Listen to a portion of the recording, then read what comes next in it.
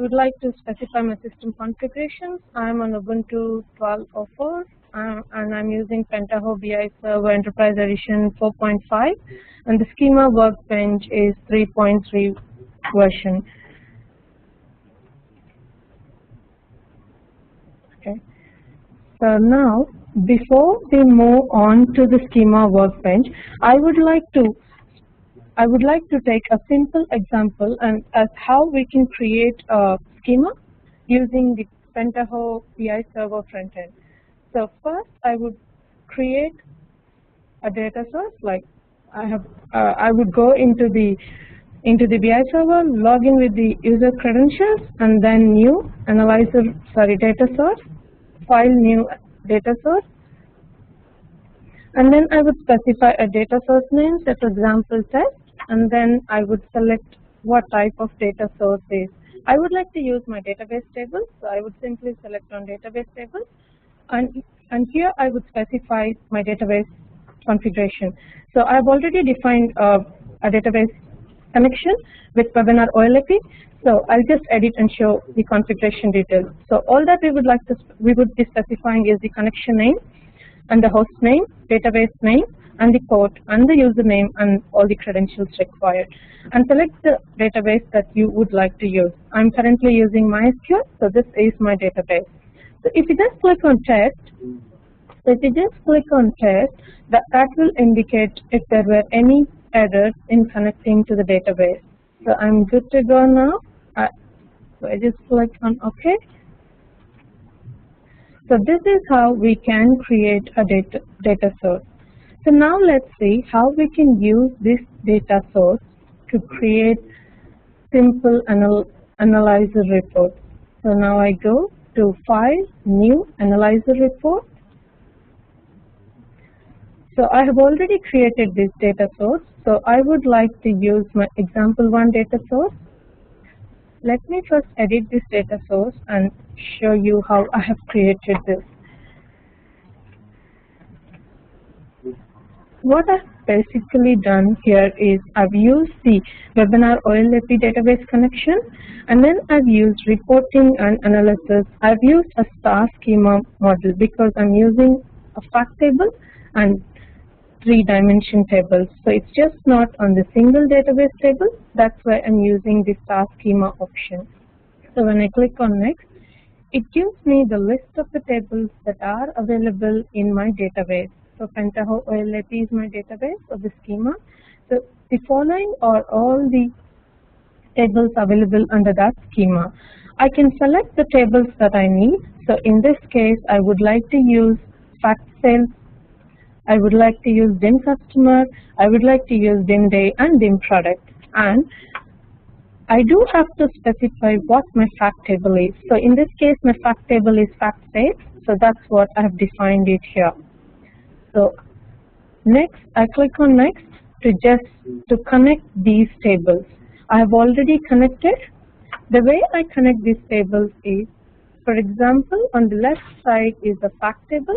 On my right are the dimension tables. So I click on the customer ID and I link it to the customer ID on my dimension table. So, and I just click on create join to create this join. This is how I've created all the 3 joins.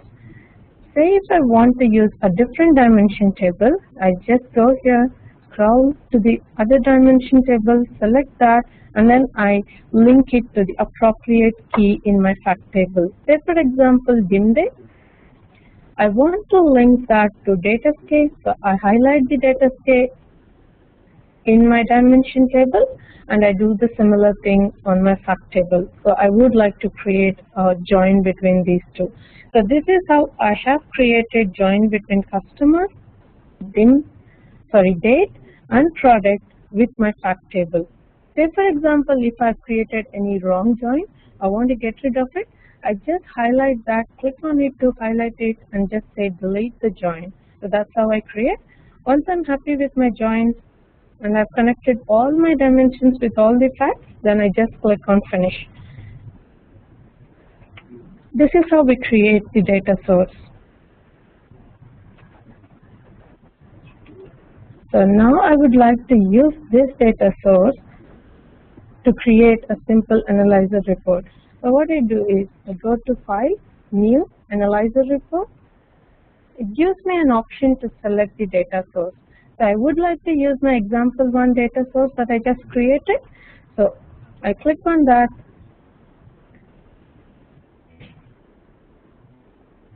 Okay. So now I can pull in, drag in the columns that I need, and I can create a simple analyzer report. Say for example, I would like to pull in my customer name.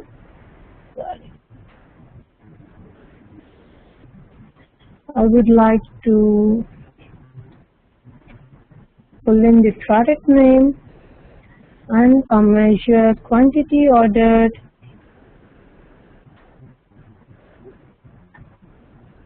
So this is how it allows me to create the basic report. So why do we need Schema Workbench? What is the extra or the advantages that provides us over these basic data sources? So a simple example would be, say for example, I create a new analyzer report with the same data source.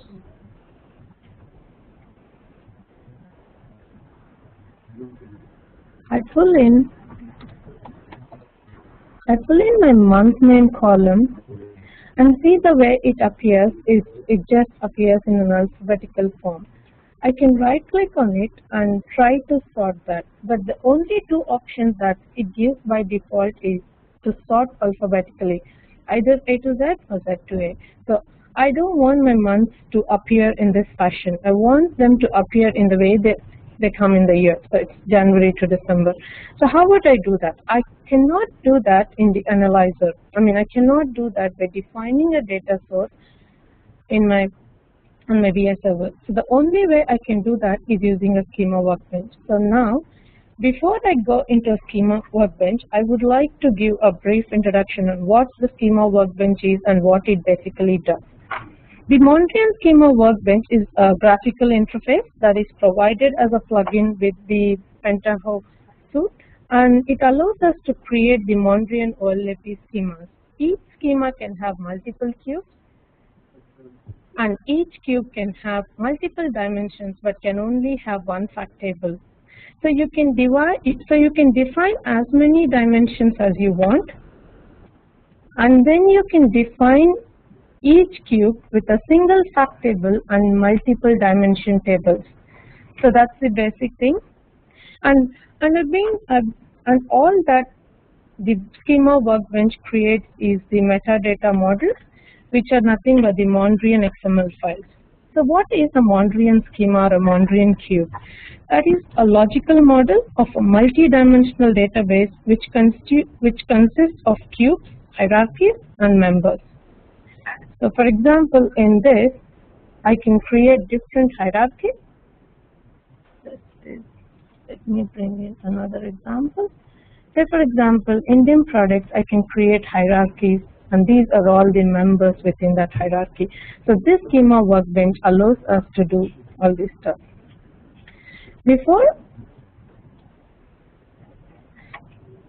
Let me just introduce how we start with the Schema Workbench. The first thing that we need to be aware of is our Pentaho BI server should be up and running.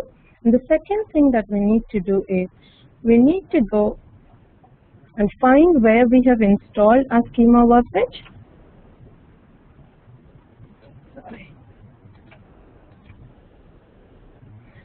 So I have installed it locally under my Pentaho folder, Schema Workbench, and I just click on workbench.sh file.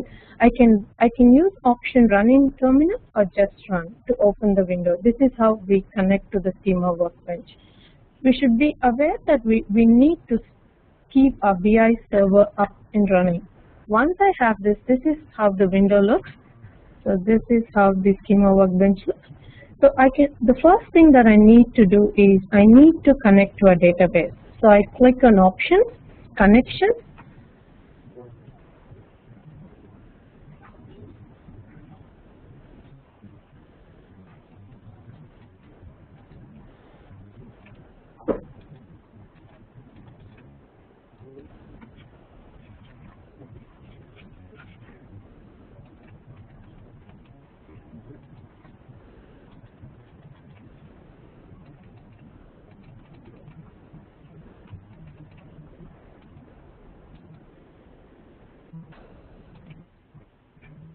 Sorry.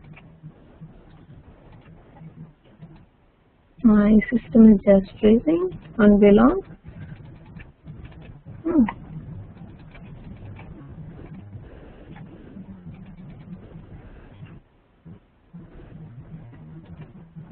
Okay, here you go.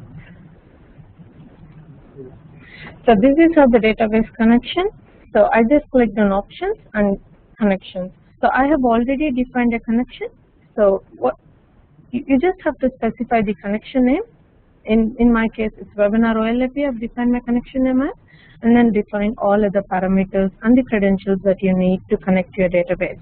So in my case, it's a MySQL database that I'm using. So I'm just connecting and highlighting the MySQL database and specifying the other connections. I can just click on test to test whether my connection is good. So everything good to go. So I close this. So this is the basic on how we connect to a schema workbench and how we specify the database connection. You can, to create a new schema, just click on File, New Schema, and then you can specify a name for the schema. So this is how you can, and then you can add cube, dimension, all other parameters onto the schema. I have already created examples, so I will just use them. So the first example that we had was the example one. This is the schema file that I already had. I mean, this is same as what I created on my BA server. So I'm just reusing the same one. I've just opened it using File, Open option. I've just opened that example Mondrian file here. So this is how it looks. So what I want, the first thing that I want to specify is, I don't want my month name to appear alphabetically, but I rather want it to appear in the order it comes. So I would specify an ordinal column, what I want to order that based on. In this case, I would like to order it based on the month number. So I just select that, and then I save this, file save, and then I publish. So what this option file publish does is, it will allow me to publish this schema onto my BI server. So I need to specify the URL where I would like to publish this. So in this case, I would like to publish onto my local host 8080 Pentaho, and there would be a publish password. You need to ask the system administrator and then provide your user credentials, and this should allow you to publish onto the BI server. So I just click, I provide all these credentials, and I just click on OK. It's connecting to the repository, and then it's asking me where, in which folder do I want to publish the schema. So I can select on any folder. I would like to publish it under Tailwheels Analysis, and I just click on Publish. Schema is already existing.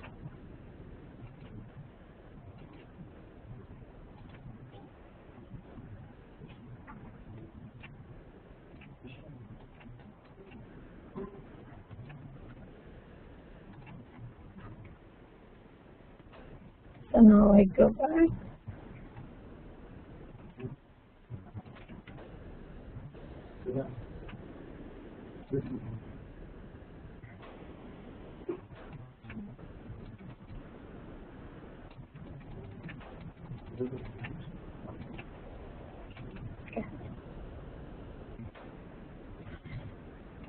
Now I would like to take another example just to explain what we can do in Schema Workbench. In the previous example, if you see the example one, let me just open that first. If you see, under each dimension, each column is considered as a hierarchy. We don't want that to happen. We would like to create hierarchies, and we would like to add properties or levels to the hierarchy. We would not like to see everything, every column as a hierarchy. It doesn't look clean. So what I've done in my second example is, I've just modified the same product. I've added a new hierarchy called all products, and I've added all these columns under that. So what I've done here is, I've added a hierarchy products, I've added a hierarchy all products, and then I right click add level. I've added a level product vendor. What I'm doing here is, I'm specifying the name and I'm describing what it really means, product vendor detail, and then I'm specifying what the table is, dim product, and the column name is dim vendor. And I specify what is the type of the column, it's a string, and then I say it's a level type is a regular level type, it's not a time dimension, so I need not select any of the time factors. If it was something to do with the date that I would explain later, I would select the time factor. It could be years, it could be months, it could be weeks. So based on what my parameter is, I would be selecting the relevant time parameter. So this is nothing related to time, so I would just select the regular one. And I don't want to hide this member, so just say never. This is how I've added the different levels like product line, product name, product description. I want all this information to come under products, and that's why I've created a hierarchy, all products, and I've organized it. If you see customer, it doesn't look organized because every column is a single hierarchy.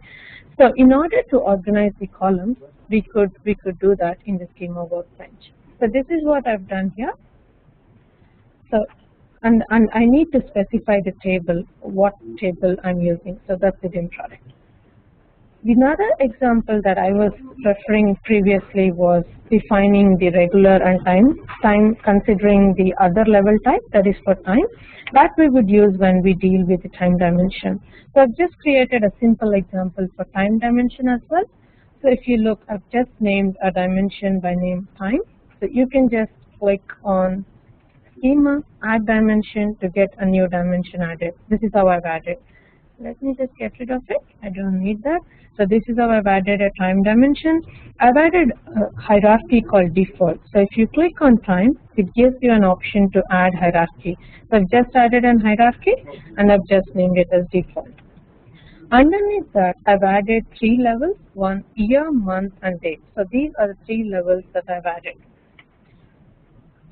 So if you and then I've added something called annotation. What this annotation basically does is it allows us to have different filtering options. If I don't use an annotation, for example, in the basic one that I created, I didn't use any annotation. So let me see what my filter options are. Say for example, if I pull in month name,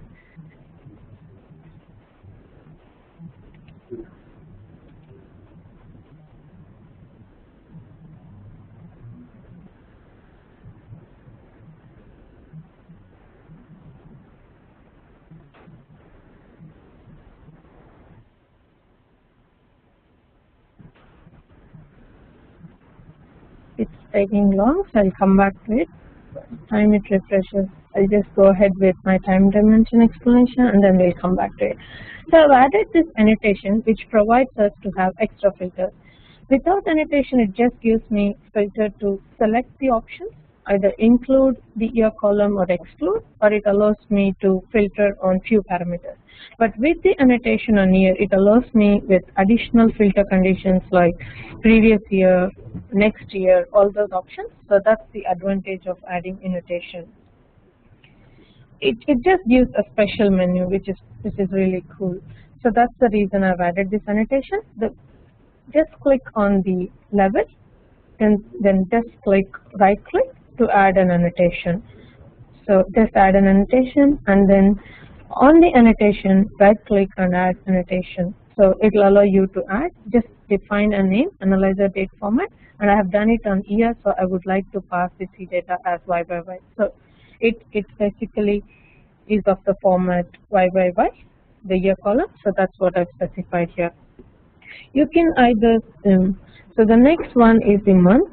I've done the same thing. I've added an annotation with the analyzer format and I've used the month as YYY.mm because I want to see the complete or the month in the form of Jan, Feb. You can also specify just 2 M's if you want to see it a numeric value like 01, 02. Or you can just specify M if you want to see it as 1, 2, 3. So that's a different option that you can specify under your C data. I've done same thing for even my date. So now let's see what the filters that this extra annotation would help us, and let's see how we can now sort our month. So now if I go back to my browser, let me just select one so it's easy for us. So this is my old data source that I just created on the BI server. So if I click on month and if I click on filter, the only option it gives me is to select from this. It doesn't give me previous year or those extra filters. Now let's compare with the new source that I created using the Schema Workbench. So I go to File, New Analyzer Report. I would like to use my new data source now. So the new data source that I modified in the Schema Workbench is called example2. So I just click on it. Now let me pull the same parameters what I had in Analyzer Report 1 onto Report 3. So I had my product name.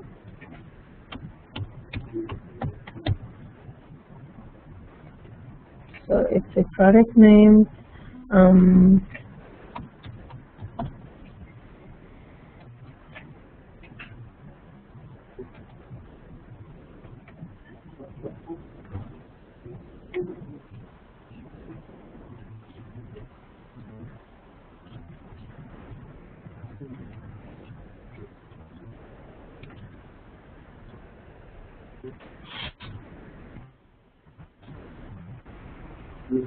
While this is coming up, I would like to explain another picture. Oh, it's already up, so you can use it. Cool.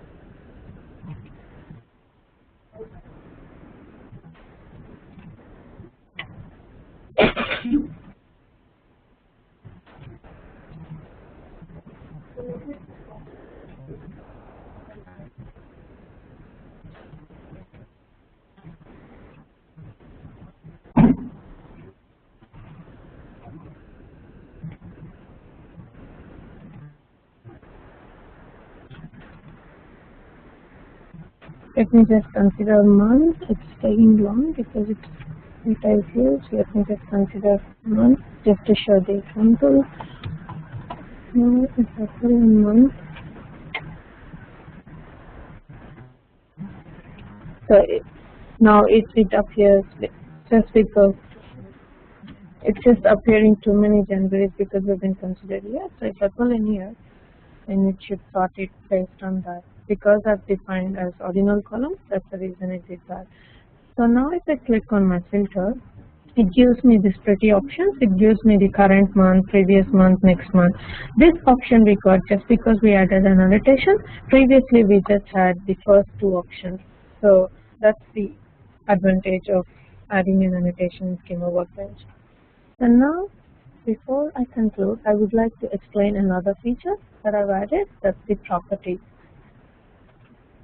So the property is, if you want to connect all the functional dependent items, say for example for product name, I would like to connect the retail price and buying price.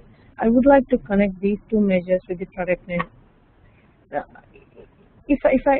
reason why I would like to connect to the product name is because they are associated with the product name.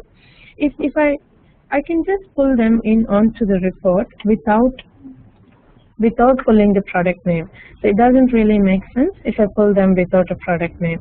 Say for example, I didn't have a product name, and if I just pull in the other columns, pull in those two columns, that doesn't really make sense. So if I want to associate, or if I want to add few of the properties where they are functionally dependent on the product name, so I've added these two properties, MSRP, which is the retail price, and the buying price columns along with my product name. Let me show you how I can show those properties, how we can use those properties.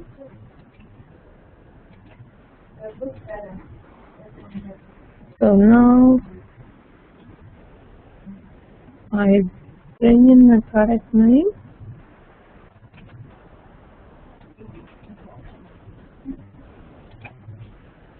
It's already there.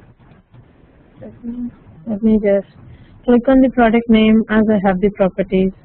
So I have the properties. I can just click on show properties. I can select one.